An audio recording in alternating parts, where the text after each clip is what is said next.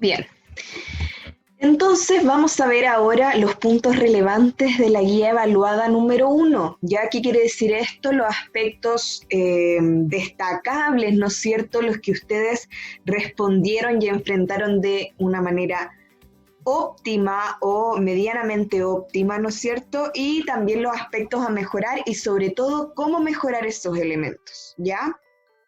¿Qué elementos resultaron destacables? Y aquí hay muchos elementos que ustedes podrán ver en sus retroalimentaciones individuales. Primero, las preguntas de extracción de información en general no son un problema en este grupo. Es decir, ustedes son capaces de encontrar y localizar la información en los textos, la información que les está solicitando la pregunta. ¿Ya? En ese sentido, la mayoría de la gente enfrentó sin dificultades ese tipo de preguntas. Lo que resultó muy bien también fue la definición de un concepto a partir de una lectura, cuando ustedes tenían que definir el concepto de qué era un texto con finalidad expositiva argumentativa. Se notaba un diálogo, ¿no es cierto?, constructivo entre lo que decía el texto y sus propias palabras, ¿ya? Tomaban ciertos elementos, tomaban ciertos conceptos, que esa es la idea de la lectura, ¿no es cierto?, que nosotros nos apropiemos de esos referentes culturales y lo podamos utilizar en nuestra cotidianidad. Luego la pregunta de vocabulario también tuvo mucho éxito, no hubo problema ahí.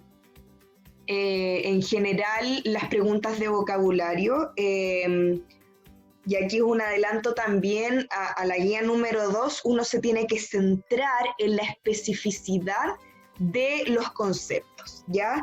Los conceptos inicialmente pueden parecer muy similares, sin embargo, si uno se fija en la minucia del sentido de cada concepto, de cada palabra, van a haber diferencias que son aparentemente pequeñas, pero en la profundidad son muy grandes, ¿ya? Esa es la dificultad de las preguntas de vocabulario.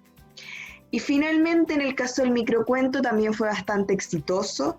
Sí tengo algunos elementos que me preocuparon un poco de este proceso, que tiene que ver con el género de microcuento, ¿ya? Y aquí me voy a detener un poquito. El microcuento o el cuento, ¿no es cierto?, la narración en general tiene que ser concreta, específica, tiene que ser una historia en particular, ¿ya? Y para yo armarla, pensarla, construirla, tengo que tener un conflicto central, que puede ser muy realista, muy verosímil, hasta puede ser autobiográfico, es decir, que a mí me haya pasado, pero tiene que estar sumido, es decir, sumergido en la ficción, ¿ya? El microcuento no es un espacio en el que yo describo cómo me siento, pese a que es importante, ¿no es cierto? No es un género.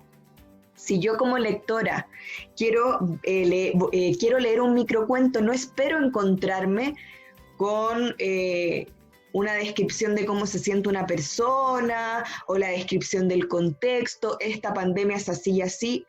Eso yo no lo espero, ¿ya? Y esas son convenciones sociales que hay que respetar. En eso se basan los géneros, ¿ya? El género microcuento es una historia ficticia que tiene un personaje, ¿no es cierto?, que atraviesa un conflicto y que tiene que ser un conflicto álgido. O sea, si a mí me proponen como conflicto que yo tengo un papel de basura y no sé cómo botarlo y miro para el lado y hay un basurero y lo boto, no es un conflicto, digamos, que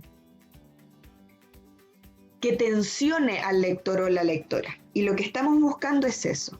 Ahora, distinto es, por ejemplo, si nuestro protagonista es una persona con mucha ansiedad por la limpieza y yo describo cómo este sujeto toma el papel y pasan 1000 cosas por su cabeza porque la basura lo está penetrando en su ser, etcétera, no sé, distinto. Ahí el conflicto se agudiza por una particularidad de mi personaje principal.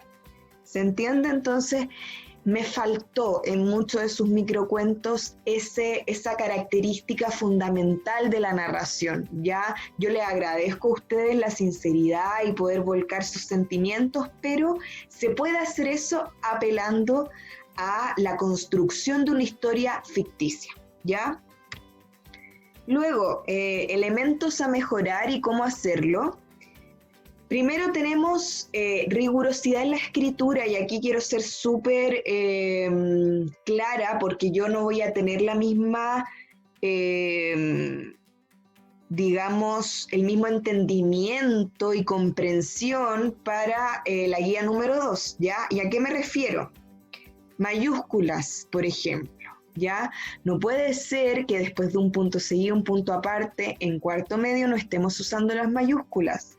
Y yo sé que eso no tiene que ver con un tema de conocimiento, sino que tiene que ver absolutamente con la rigurosidad. Y la rigurosidad del producto que yo estoy entregando. Yo estoy entregando un documento formal. Estoy entregando un documento formal a mi profesora en un proceso educativo formal, ¿ya? Por lo tanto, tómenle el peso a los documentos que envían, ¿sí? No, en una escritura de este tipo no hay espacio a emoticones, no hay espacio a caritas con las letras, ya tienen que adecuarse a los contextos escriturales, ¿sí? Luego, en el mismo sentido, ¿no es cierto?, preocuparse por la redacción. Chiquillos, pareciera que ustedes como que dan rienda suelta a la escritura y si algo me salió mal, bien, no vuelvo a eso. Y todos sabemos que la escritura es un proceso. Ya un proceso que no es lineal, que tiene ir y volver, ir y volver, ir y volver, y solamente así yo voy avanzando y mejorando mi texto, ¿ya? Yo conozco sus capacidades, por lo tanto, esto se lo adjudico inicialmente a la falta de rigurosidad, ¿sí?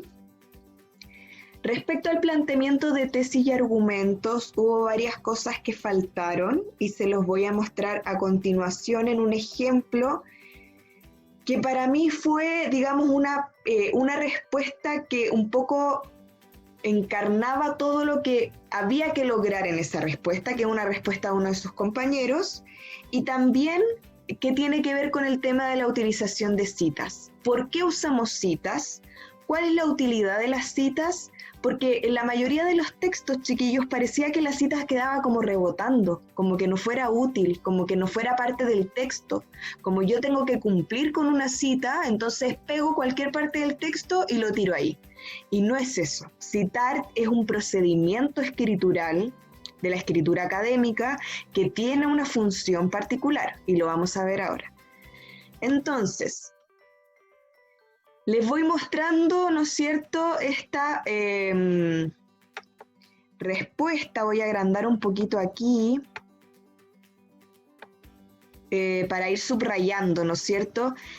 Fíjense, acá era ¿por qué crees tú que este texto tiene una finalidad expositiva argumentativa? ¿No es cierto? Y acá la tesis parte así. Este fragmento tiene finalidad expositiva y argumentativa porque plantea una propuesta, en este caso literaria, y además argumenta en función de su postura con hechos. ¿Qué tengo acá yo? Primero tengo una frase completa, ¿no es cierto?, que explicita a qué se está refiriendo. Se está refiriendo a un fragmento y está afirmando algo. O sea, esta persona está seguro o segura, ¿no es cierto?, de que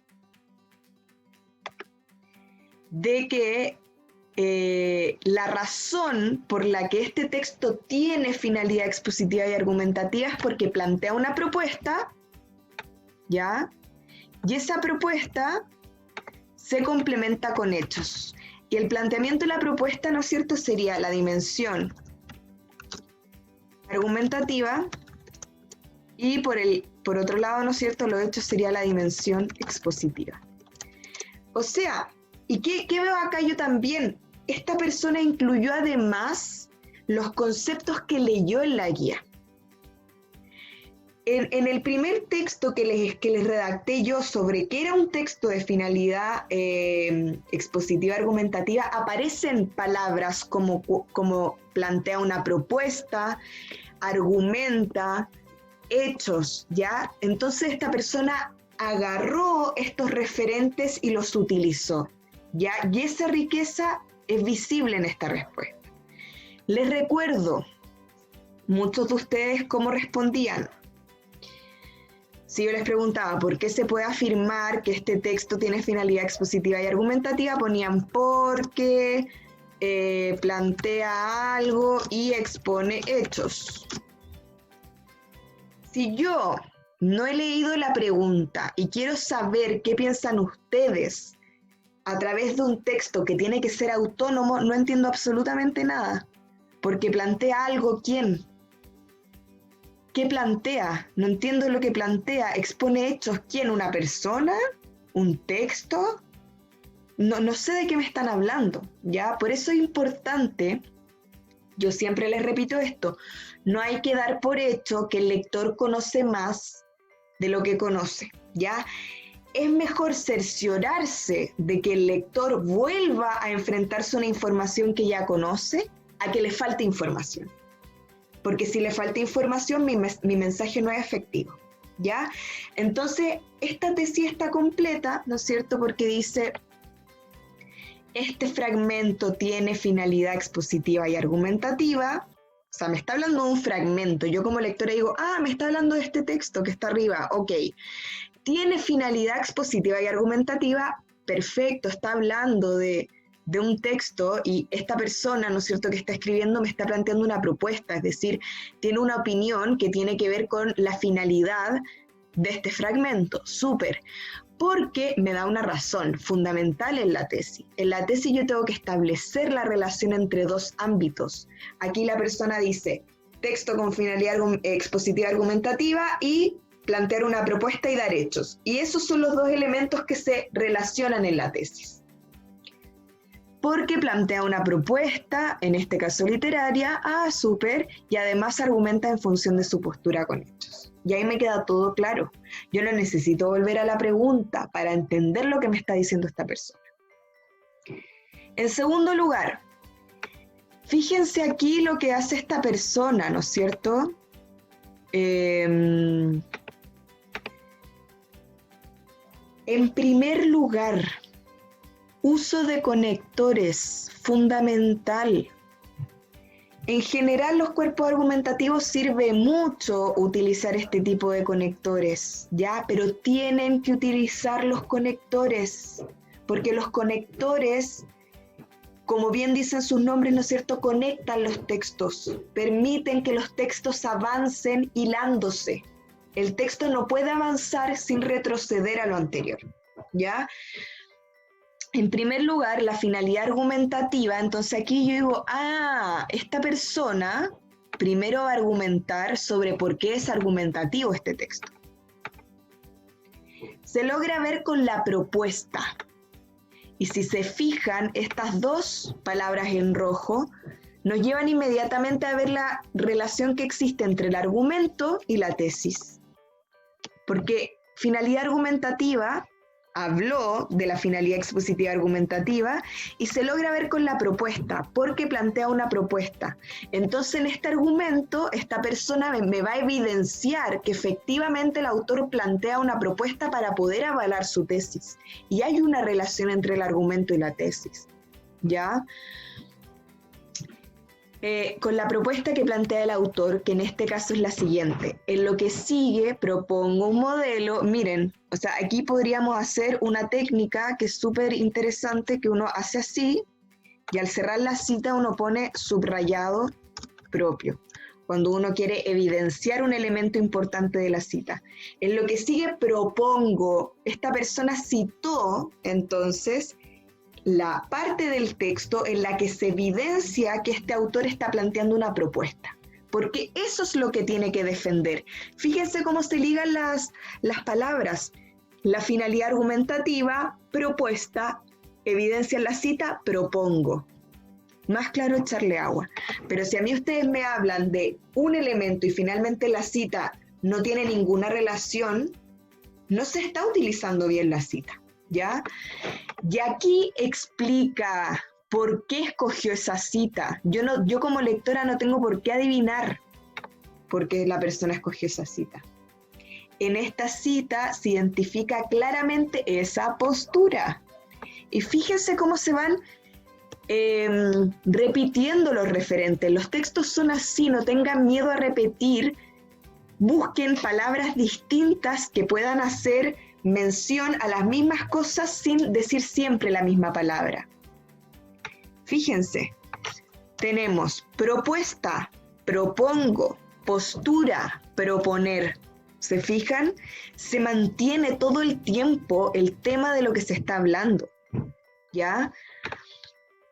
Bien, sigamos entonces con lo que sigue. En segundo lugar, se mantiene entonces el uso de este conector, que es un conector muy útil en la construcción de textos argumentativos.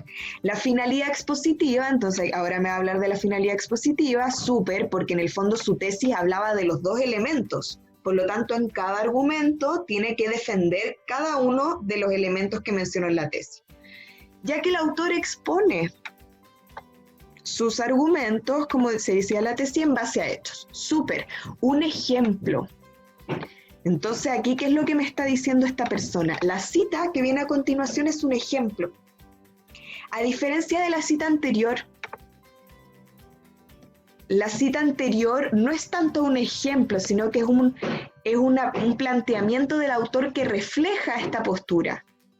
En este caso es un ejemplo, entonces yo como lectora me preparo para la cita. Ah, ya, voy a entender mejor la cita porque esta cita es un ejemplo.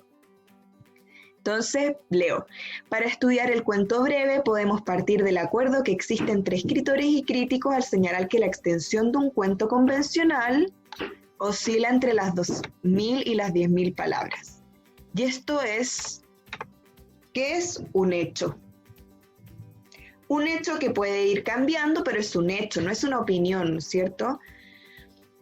En este fragmento, y aquí viene la explicación, ¿no es cierto?, de la cita, y fíjense cómo acá se utilizan distintas palabras para hablar de la cita. Ejemplo, tenemos aquí fragmento, cita. El autor hace mención al acuerdo que hacen los escritores y críticos, esto con la finalidad de explicar. Y aquí se repite, mira, fíjense. Expositivo, expone, explica. ¿Qué filtro va a utilizar para proponer su modelo de narrativa literaria del cuento breve? ¿Se fijan? O sea, él está exponiendo lo que me dice esta persona, está exponiendo un marco conceptual. O sea, él dice, esto para mí va a ser el cuento breve. Y de ahí yo puedo argumentar una propuesta. Pero esto yo lo voy a usar como un hecho, ¿ya? Y aquí el autor de esta respuesta, ¿no es cierto?, vuelve a seguir en la misma línea de sus conectores, mantiene siempre la estructura, ¿no es cierto?, en primer lugar, en segundo lugar, finalmente. Se puede concluir que el fragmento tiene una finalidad expositiva argumentativa porque la propuesta planteada por el autor está argumentada en base a hechos expuestos. Y aquí se vuelve a la tesis. Se vuelve, ¿no es cierto?, a la tesis. Si se fijan también, esto que yo les digo que ustedes tienen que hacer, ¿no es cierto?, que es explicar la cita. Primero hay dos elementos. Uno, introducir la cita. Un ejemplo de esto es el siguiente. Tal como se plantea en la siguiente cita, 2 puntos. Así plantea el autor que, comillas, no siempre tienen que ir los 2 puntos para introducir la cita, pero siempre usted tiene que introducirla. Yo como lector no puedo leerlo a usted, leer una cita suelta, leerlo a usted, leer una cita suelta. Y la relación entre esas dos cosas no se construye. Y esa es tarea del escritor, es de ustedes. ¿Ya?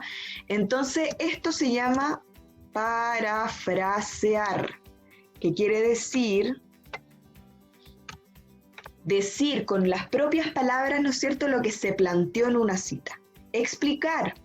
En este fragmento, el autor hace mención porque quizás el lector no le quedó claro. A ver, yo leo para estudiar el cuento breve, a partir del acuerdo que existe entre escritores, cuento convencional, 2.000 y 10.000 palabras.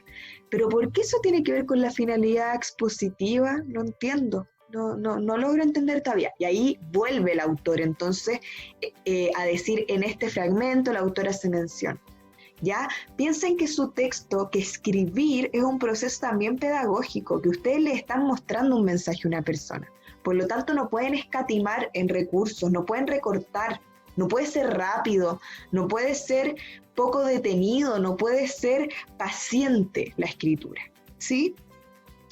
Entonces, para ir finalizando con este tema, ¿por qué estas respuestas que acabamos de ver, esta respuesta que acabamos de ver están más completas? Primero, la tesis se comprende sin necesidad de conocer la pregunta. Segundo, utiliza conectores con el fin de construir un texto continuo. No utiliza viñetas. Chiquillos, eso es súper importante. Les voy a mostrar. Aquí yo no necesito usar esto, miren, que muchos de ustedes lo hacían. Poner esto. No. Si usted va a construir un texto, está construyendo un texto argumentativo. No está construyendo un decálogo, no está construyendo un texto. En vez de hacer ese punto, que en el fondo lo que a usted le sirve para marcar un inicio, un hito, ¿no es cierto? Utilice conectores. En primer lugar, no descansen las viñetas. No quiero leer ni una respuesta argumentativa con viñetas. ¿Ya? Entonces, no utiliza viñetas. Después, introduce y explica las citas. Trabaja para que el lector, en este caso yo, ¿no es cierto? Pero que puede ser el día de mañana cualquier persona. O sea, si usted hace una columna de opinión, una carta al director, etc., se preocupa de la comprensión del lector. ¿Ya? Lector, tú no tienes por qué saber eso. Yo te lo explico. Y para eso sirve mi escritura. Los argumentos tienen relación con la tesis, esto es fundamental. Que yo les exija una tesis, argumentos, tiene que tener un tronco, una matriz, ya no puede ser tiro una tesis, tiro un argumento para otro lado, el otro argumento para el otro, no, es una estructura que tiene que estar conectada, ¿sí? Por ahora, chicos, esto sería entonces respecto de la guía 1, ¿sí? Cualquier duda o consulta me la hacen a mi correo institucional. Ahora vamos a seguir con algunos consejos sobre la guía evaluada 2.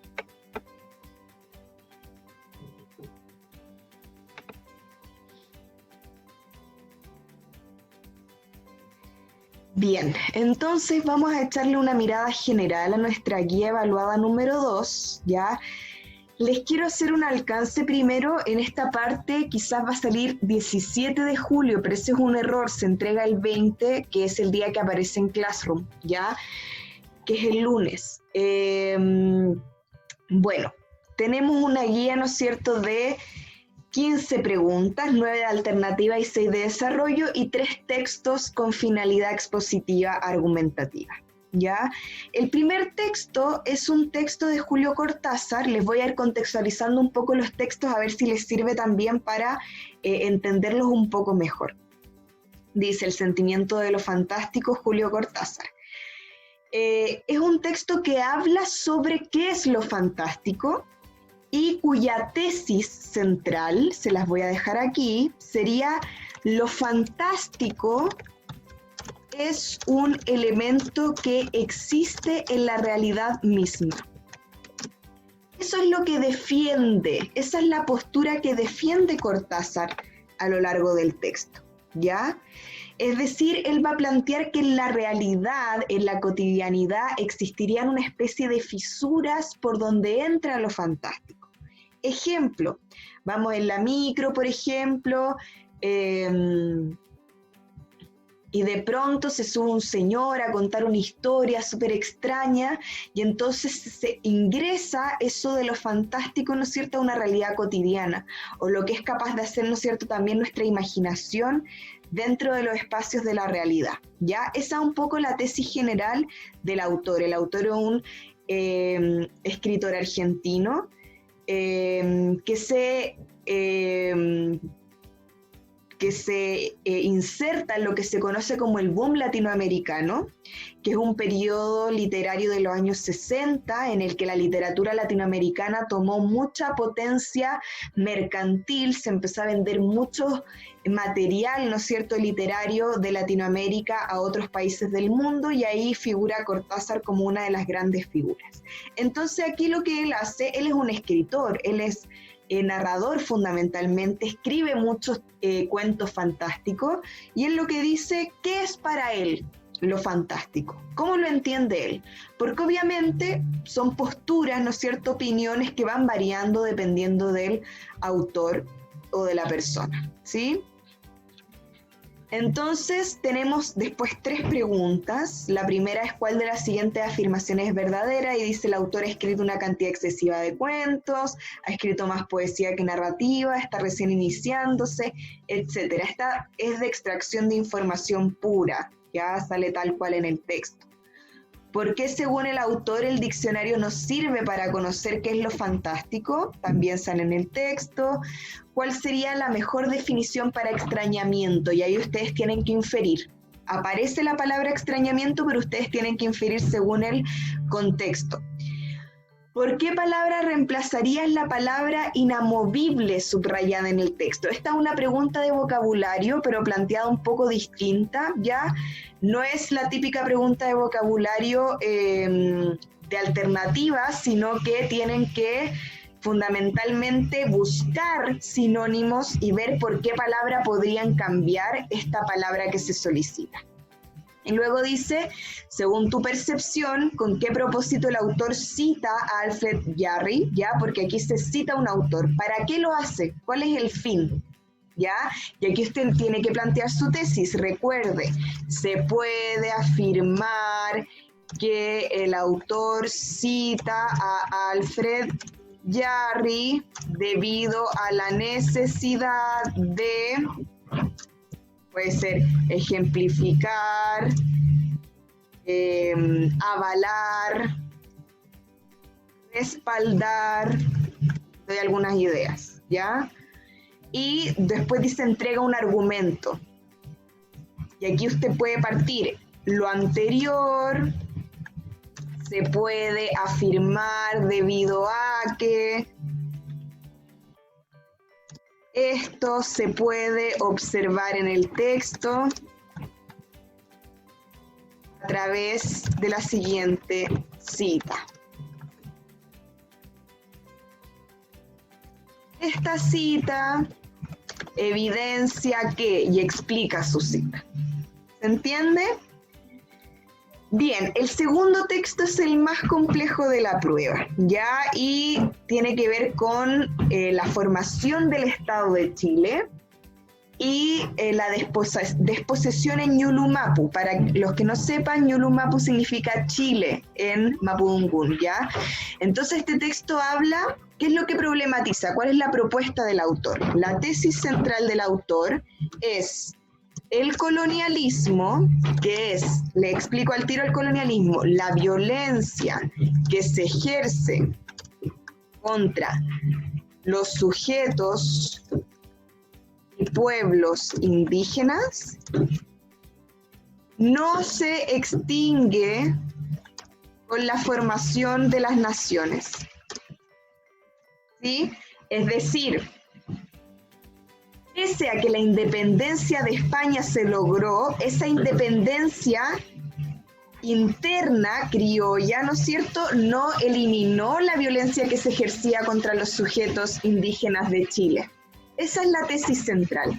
Y el colonialismo, piénsenlo justamente de esta manera.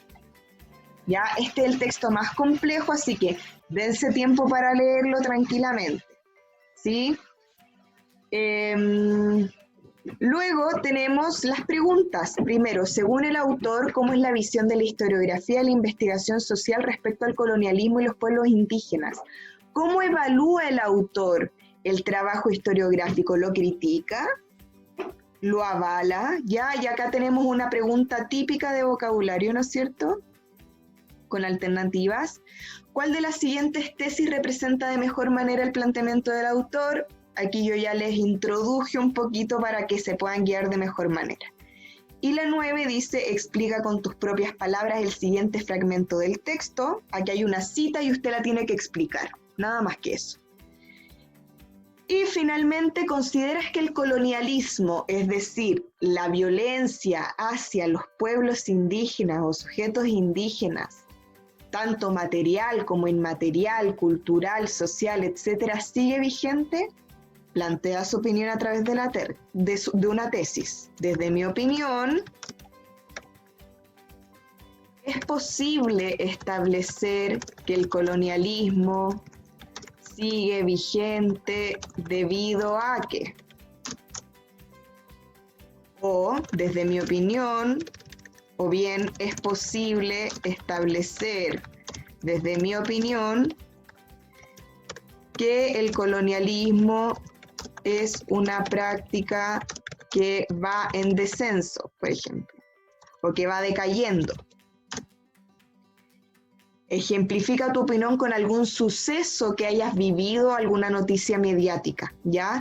Lo anterior se puede evidenciar a través de proyectos que promueven la inclusión, por ejemplo, tales como, si yo quiero, ¿no es cierto?, avalar que es posible establecer que el colonialismo es una práctica que va decayendo, puedo ejemplificar, ¿no es cierto?, esto. Lo anterior se puede evidenciar a través de proyectos que promueven la inclusión, tales como X, pero un ejemplo concreto, ¿ya? Y luego tenemos nuestro tercer texto, género cinematográfico. Este como el texto más simple, ¿no es cierto?, más accesible. Y plantea una propuesta sobre cómo categorizar, ¿no es cierto?, los géneros cinematográficos. A partir de lo leído en el texto, ¿cuál es la mejor definición de género cinematográfico? ¿Ya? Mucha extracción ahí también. Etiquetar, pregunta de vocabulario, y según el texto, ¿qué antecedentes tiene la forma tipificada de narrar que presentan las películas? ¿Ya? Esa también es muy de extracción. Es una pregunta bien técnica que tiene que ver con algo súper específico que es la forma tipificada de narrar de las películas, ¿ya? ¿Qué relación existe entre el recurso de los géneros y el mercado cinematográfico? Es decir, ¿existe una relación con qué género crear y qué películas venden más que otras, ¿ya?